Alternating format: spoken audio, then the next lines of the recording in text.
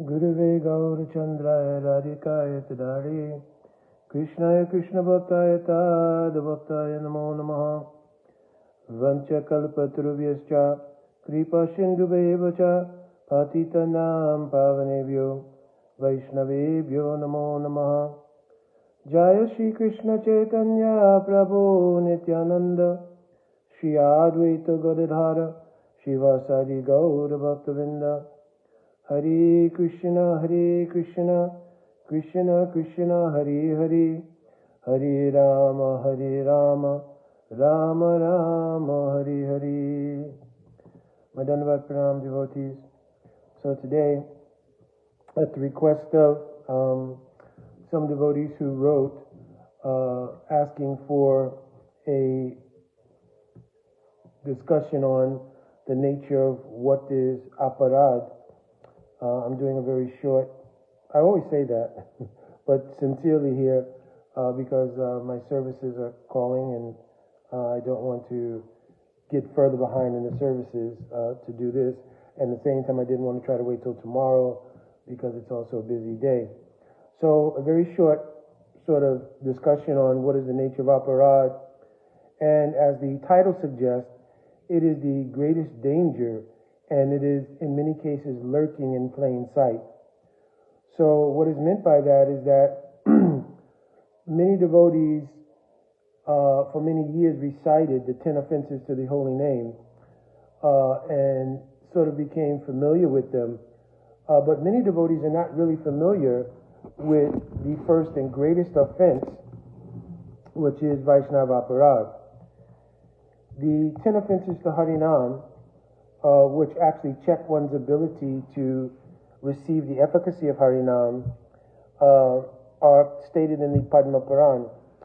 And the very first one of those offenses is Satam Ninda Namna Param Aparadam Vitanute Yata Kyatim Yatam Katam Ush Ashahate Tutat Vigraham. So I looked up this verse some years ago and looked at the Sanskrit, and the way that it's written is very unique because it's posing a question actually. How is it possible, basically, that if one has done satam nindam, which means to have offended a devotee, then as far as nam is concerned, how is it possible that one can essentially receive the nature of nam, or that one can have genuine association with nam if such a offense has been committed? Aparadam vitanute yata kyatim. So he's asking the question, how is it possible that one can have adequate association with Sri Harinam if one has done satam ninda? So then the question is, what is satam nindam? Because in the very first aparad regarding chanting Harinam, and Harinam is the pradhan practice. Pradhan means the root practice of bhakti, is chanting Harinam. Savasestam Taramadje Savasestam Nama Kirtan. So among all the 64 angas which are distilled to 9, which are distilled to 5, the essential practice is Harinam. Harinam has been described Nama Chintamani Krishna Chaitanya Ras Vigraha Purnasulo Nityamukto Abhinatvam Nama Namyo. Also Namnam Akri Bahudan Nija Sarva Shaktis. Mahaprabhu himself is declaring Shishashtakam in the second slok that this Harinam has all efficacy, all power to give bhakti. And that bhakti is described in the verse I quoted earlier, Nama Chintamani Krishna Chaitanya Rasa Vigraha. This Nam is the very life of transcendental rasa or bhakti rasa. So if a person has created aparad or offense to a Vaishnav, then the shlok here in Padma Puran is declaring what is the possibility to have association with Nam and therefore receive the efficacy of Nam. So I want to read some other quotes regarding aparad. And first, I didn't take this down, but I'll just say it by memory. But there are 6 ways in which one can offend a Vaishnava. So it's mentioned, Hanti Nindanti Vai Dveshti Vaishnavam Nabhinandati Krujate No Hashanam Darshane Patranani Sat. So it mentions that if one physically harms a Vaishnava, or if one Nindanti criticizes, blasphemies with malice a Vaishnava, Hanti Nindanti Vai Dveshti, if one maintains any kind of animosity or envy towards a Vaishnava, Vaishnavam Nabhinandati, to fail to welcome a Vaishnava. So this is especially very interesting because in an atmosphere where we become, according to Bhakti Vinod Thakur, victims of one of the greatest enemies of the practice of bhakti, which is sectarianism, there is a habit of, without knowing the Vaishnavata of a particular Vaishnava, creating barriers of exclusion. If you do that, it falls into this category of Vaishnavam Nabhinandati, to fail to welcome a Vaishnava. How do you welcome a Vaishnava? A Vaishnava is welcomed by common etiquette, that one should come in, offer a seat, offer at least a water and some prasad. These are the general etiquettes. But also, with a Vaishnava, there's special etiquettes. And one of those special etiquettes, it should be that one should offer the Vaishnava a chance to glorify Hari, Guru, and Vaishnava. Because a Vaishnava, they have no interest in just eating, sleeping, and other sort of things. So to invite a Vaishnava to simply eat or sleep or something like that, this is not meeting the criteria of welcoming a Vaishnava. When a Vaishnava comes to one's home, one's temple, in one's association in any way, form, or fashion, then the common etiquette should be offered. Have a seat, have something to drink, an offering of prasad, offering to rest, so forth, so on. But more specifically, the Vaishnava should be offered the opportunity to glorify Hari, Guru, and Vaishnava, because any Vaishnava's life is those things, Hari, Guru, and Vaishnava. So by especially stifling the ability of a devotee to offer glorification of Hari, Guru, and Vaishnava, it becomes aparad of not adequately welcoming a Vaishnava. So I'm making a clear point here. Then, krutyate, to become angry towards a Vaishnava. No harshanam darshane, or to be unhappy to see a Vaishnava. All of these aparads, when you analyze them, they are born from material conceptions.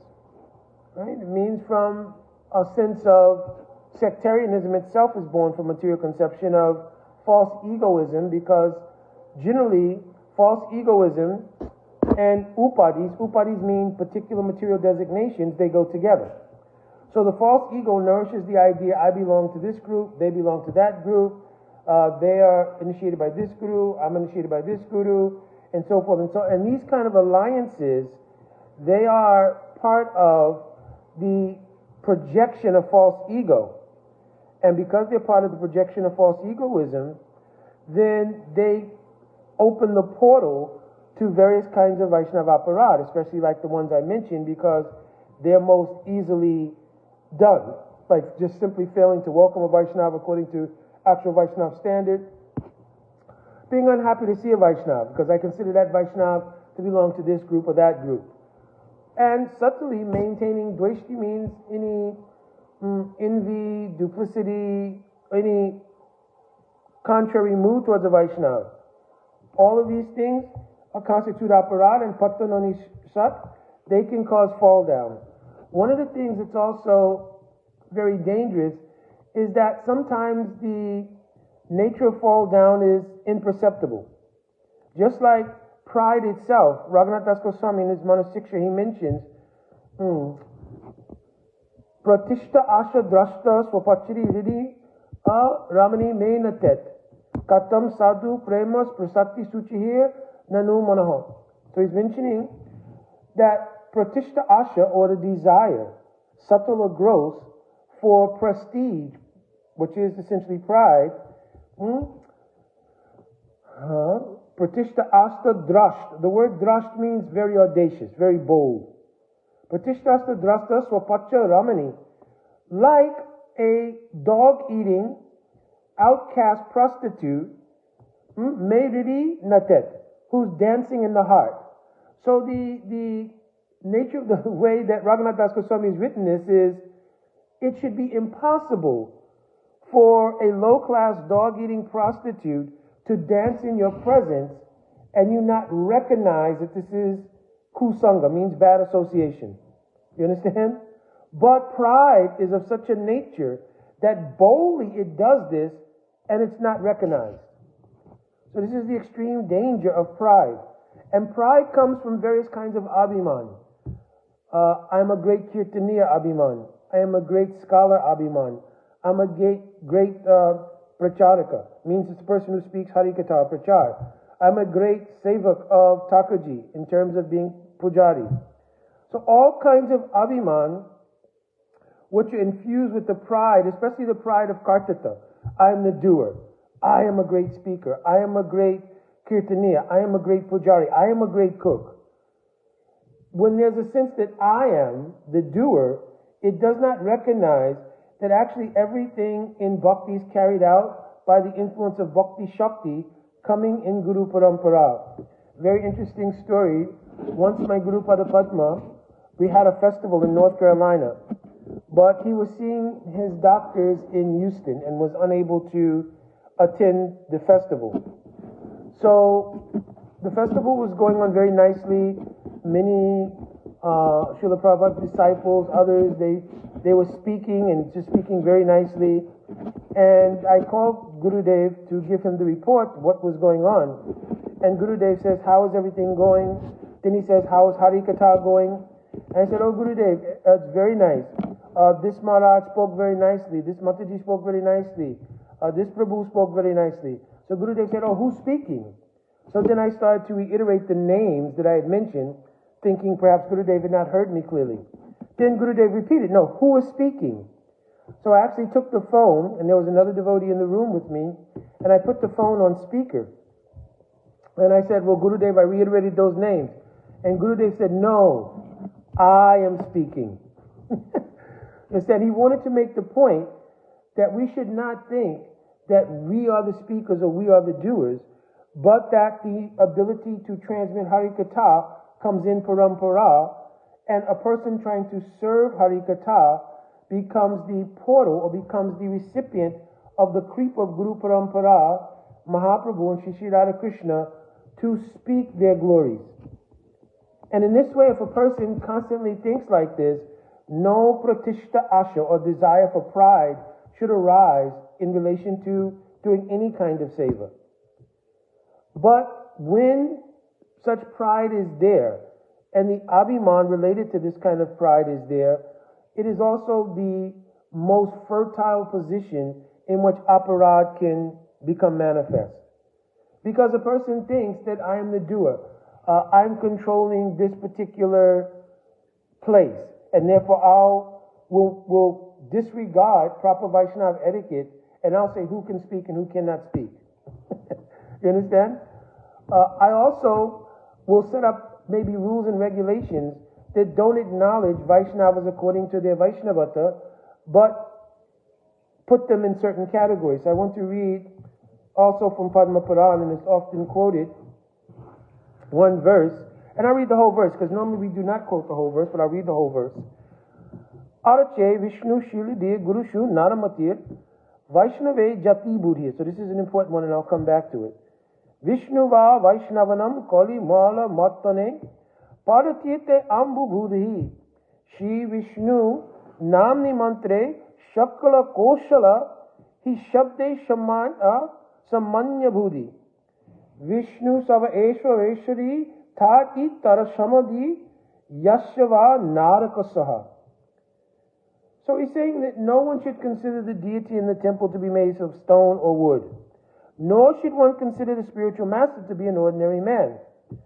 What somehow or another, there's been, I don't know, some upsurge of discussions around these kind of things, that Guru, because of different people's experiences, they're trying to rationalize certain things regarding Guru Tattva. And they're saying there's a human side to Guru, and then there's a spiritual side to Guru and such things. But actually, according to Sastra, and it's reiterated here, we should always see Shri Guru in the absolute position. If the person proves they're not in the absolute position, then that's a different story.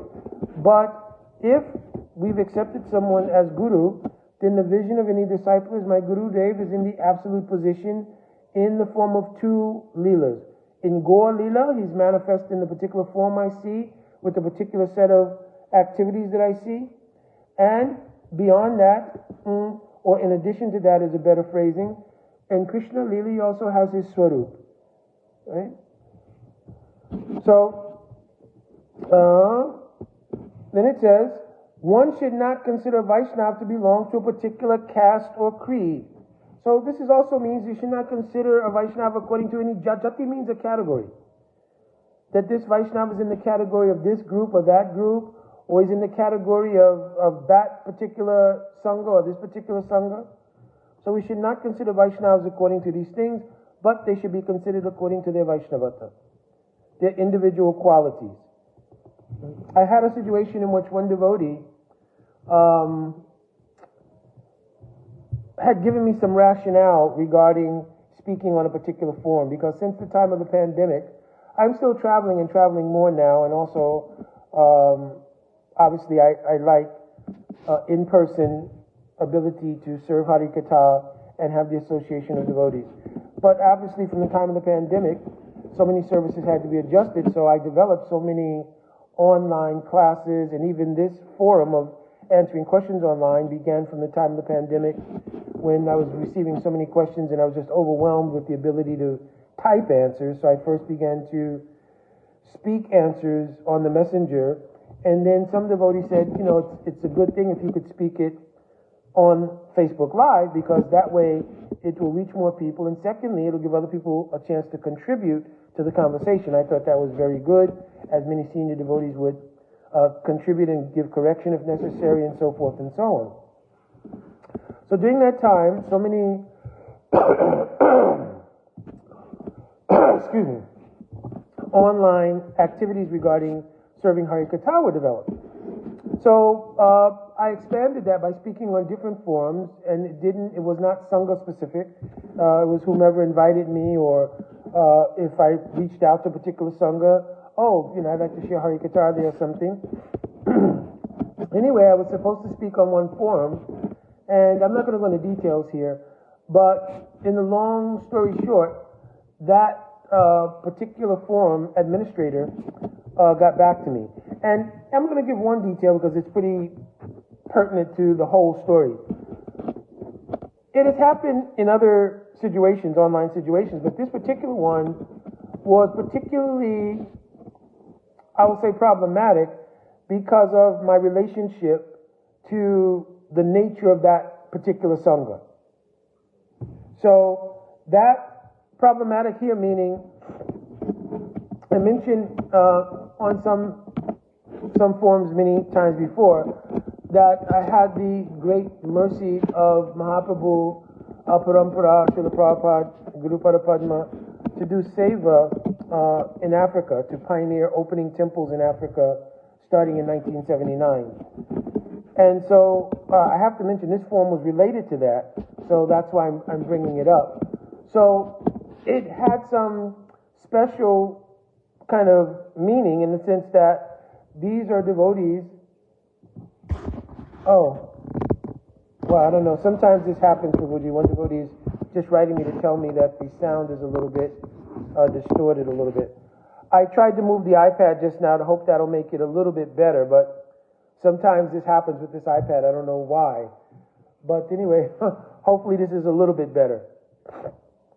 But anyway, I had done service in this particular community for many, many years, obviously.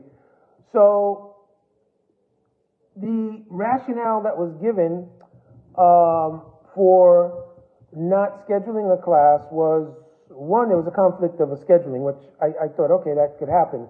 But then later there was a discussion about the fact that some devotees had come together with an idea that perhaps it was not the most ideal thing to speak because they had had a previously bad experience with another devotee. So I mentioned to the administrator that really every devotee should be looked at individually, because if we operated really on that basis, that, well, I had a very bad experience with another devotee whom we also related to your particular sangha or grouping, then what would be the case within your own group where there also may have been problems? Would you then say that having experienced problems within our own grouping, we therefore can't have anybody speak even from our own grouping? Then nobody would be giving Harikatha, right? So we always make the assessment of Vaishnavas who are favorable to speak or unfavorable for speaking according to their Vaishnavata. If a devotee is blasphemous, critical, if a devotee speaks apasiddhanta, if a devotee speaks outside the jurisdiction of our Guru Parampara, Srila Prabhupada, etc., there are valid reasons why having them speak would not be favorable. But putting people into categories and associating entire groups of people with a category and making decisions on that basis falls into this category mentioned here of Vaishnavas being Jati Bhuri, arranging them according to some material category. So in the long run, it mentions many other things here. It says, one should not consider Vaishnava to belong to a particular caste creed. I just read that. We should not consider Chanamrita or the Ganga to be like ordinary water, nor should we consider Hare Krishna mantra to be like material sound vibration, which includes Hare Katha, etc., because all of them are expansions of Krishna. And it mentions here that Yasha, regarding these things, Van Naraki Saha. A person who thinks like this is, Naraki means a resident of hell. So, obviously this is a very severe statement, but the mentality is like that. Especially because it's such a fertile ground for aparad. Also, what is the meaning of aparad? Apagata iti aparada radha, apagata radha iti aparad. Apagata radha iti aparad. The definition of the word aparad is apagata radha. So it means going against. Radha means aradhana. Radha means directly Radharani, but it also means aradhana. It means the principle of worship in pure love. Apagata, to go opposite of that, iti aparad is called aparad. So certainly to offend Vaishnavas in any of the ways I've mentioned, it goes against the flow of worship in bhakti. So I want to read one other verse from one of the songs of Srila Bhaktivinoda Thakur. I believe Bhaktivinoda Thakur. Anyway, Harishtane aparade tare harinam, tomashtane aparade nahiko edan. It says that even when one commits offenses to Harinam, by the continual chanting of Harinam, one can become freed from those offenses, because Harinam has this power. Namnam akri bahuda nija sarva shaktis. Harinam has this power. Also, even if a person suffers from Vishai means attachment to sense enjoyment, because of all of our previous material impressions from time without any beginning, then the samskars of those impressions are still being eradicated. They're eradicated by the bhakti samskars from one life to another. Right? Praktakana aduni chasti yasat bhakti vasana. So the bhakti vasana, or the bhakti samskars, they enter the heart and they displace the material samskars. This is the meaning in Bhagavad Gita of the verse, Raso Rajam Raso Piyasha Param Drisva Nivartate. By the superiority of Param Drisva, the superiority of the taste in bhakti, it displaces Jadras, means material enjoyment. So if one continues the chant, then one gradually will become completely free from any attachment to mundane sense enjoyment, so forth and so on. And if in the course of chanting, in immaturity, there's some aparads of Harinam, they can be alleviated. But the first aparad in Harinam, which is Vaishnav Ninda, that is saying here in this bhajan, there is no remedy for that. So the meaning here is that there's no remedy you can do yourself.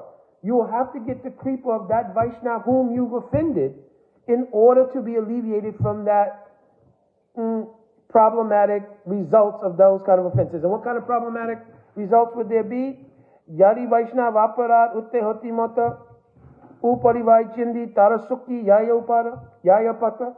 So this is mentioned obviously in Chaitanya Charitamrita and Sanatan Siksha.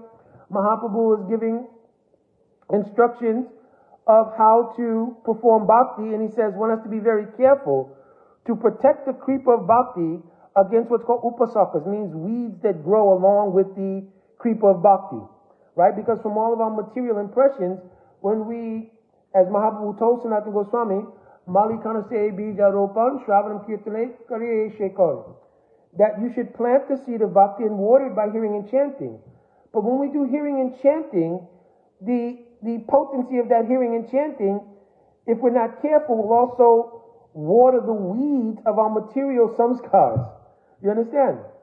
So that's why we always have to chant under anugatya, chant with concentration, chant with proper mindset, all these things to protect the creeper of bhakti and take away the weeds that can choke it out. But he says especially one thing, which he compares to a mad elephant entering a garden, is Vaishnava aparad. Upari Vaichindi means it uproots the creeper of bhakti, the bhakti lata, and destroys it. So sometimes it's imperceptible, as I mentioned I think earlier, that a person commits an aparad, but they don't see any so-called punishment coming from that aparad. But the greatest result of negativity that takes place in the life of someone who commits aparad is they don't get bhakti. More than that, they get what is called there's two things. There's kripa, which is the actual result of bhakti, and then there's, Gaura Govind Maharaj used to always say, and there's cheating. You understand? There's kripa and there's cheating. So bhakti shakti also is very tricky. You understand? If bhakti shakti observes that there's aparad, or the shadow aparad, or the shadow of aparad, or the smell of aparad in your heart, bhakti will not enter there. So bhakti will trick you because you'll still be doing chanting, serving, doing various things, and it seems like it's bhakti. But bhakti actually, shakti, the actual potency of bhakti, won't enter there. Kripa and vanchana. Vanchana means cheating. So a person will think, yes, I'm practicing bhakti, but actually bhakti shakti is not entering there. Raghunath Das Goswami mentioned this, Katam sadhu premas prasati suchihe nanu mana. How can pure bhakti enter a heart which is contaminated by pride? Pride is the seat of committing aparad. I explained earlier. So, it is such an important topic because it is so easy to fall into a situation in which you commit an aparad. Right? In general, overall, we should try to avoid being critical of Vaishnavas. Just outright overall. Right? We should concentrate on doing bhajan life where we observe any very egregious activity that goes on in the community that victimizes others. We should certainly step forward to deal with those things appropriately. But in general, we should not have a habit of trying to criticize Vaishnavas. Oh, this Vaishnava is like that, that Vaishnava is like this. We should stay very fixed in our own bhajan in terms of trying to secure, grow, perfect our own bhajan. You understand? And take stock of our own inadequacies, our own lacking, and try to improve under anugatya of any bona fide sadhu guru. You understand? So, but certainly, one should not knowingly, and even if it's unknowingly, you should become very clear.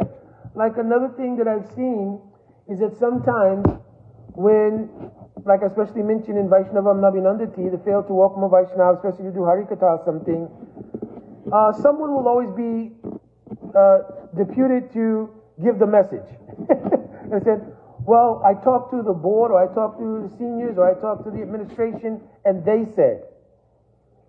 Actually, you should always say, you know, very humbly speaking, I am not sure because I don't want to commit any aparad. Mataji, Prabhuji, Maharaj, is it possible for you to talk to them? You understand? Is it possible for you to talk to them?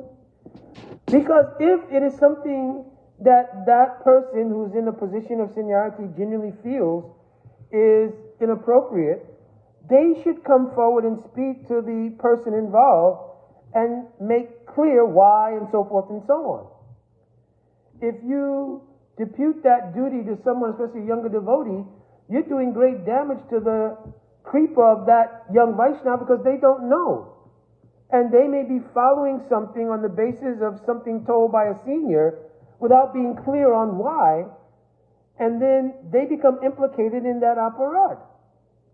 Now, some people will say, well, that's part of their karmic pattern, their karmic portfolio that they would become, but still, we have to speak to it, that we want to try to avoid it happening. So I would say that if you are in a position, like, if anyone approaches me to ask, Mukunda Prabhu, one Vaishnava is visiting, what do you think about their speaking? My always initial statement is, well, who is the Vaishnava? And if there's any way to research that Vaishnava, you can research, have they spoken any blasphemy?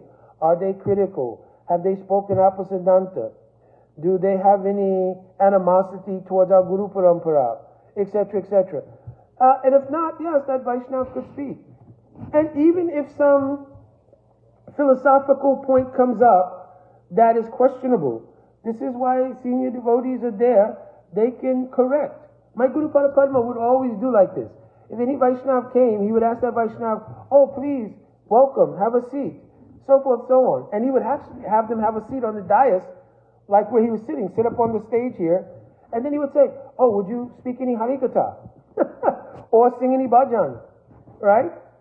Because Gurudev was always anxious to show how etiquette should be. You understand? And then if something was said that had some philosophical questionability, if that's a word, Gurudev would then correct it. At the end, he would humbly and sweetly correct what was said by that Vaishnava. You understand? And he would help that Vaishnava as well. You understand? So, like this, we should try to observe proper Vaishnava etiquette and proper Vaishnava standard, and try to stay very far away from even the potential of committing aparad. And especially now with social media, it's very easy to commit aparad. I don't know how many times I've passed on social media just outright criticism and this and that of devotees and missions and so forth and so on. So it is the greatest danger. Of course, Srila Bhaktivinoda Thakur also mentioned, and he compared it in Krishna Samhita to the forest fire that Krishna put out, that one of the greatest dangers in the Vaishnava Mandal is sectarianism. So we especially can get away from the mood of sectarianism by observing Vaishnavas according to their Vaishnavata, and not trying to categorize Vaishnavas into particular groupings. You understand? A Vaishnava should be seen by their Vaishnavata. Because whatever Sangha a person is in, right, they could be Vaishnava or not in behavior. And that's what should be analyzed. You understand? Alright, like I mentioned, I have so many services also to do. So Prabhuji, hopefully this was somewhat helpful. It was spontaneous also. So I just took a few references that I read from. But actually, dealing with aparad and the severity of aparad could be a whole class and very expanded. So, but just I wanted to satisfy your desire to have me speak on it. I'm sure you understood because you didn't have a question about it. You just asked me if I'd speak about it on this forum. And certainly, Prabhu, if you'd like to also contribute anything in the comments, it would also be helpful. Okay. All right, my Dandavat Pranam, Dandavat to the devotees who are on directly listening. Jai. Vanchakalpatarubhischa kripa sindhuvevacha patitanam pavanebhyo vaishnavebhyo namo namaha. Jai. Hare Krishna. Radhe Radhe.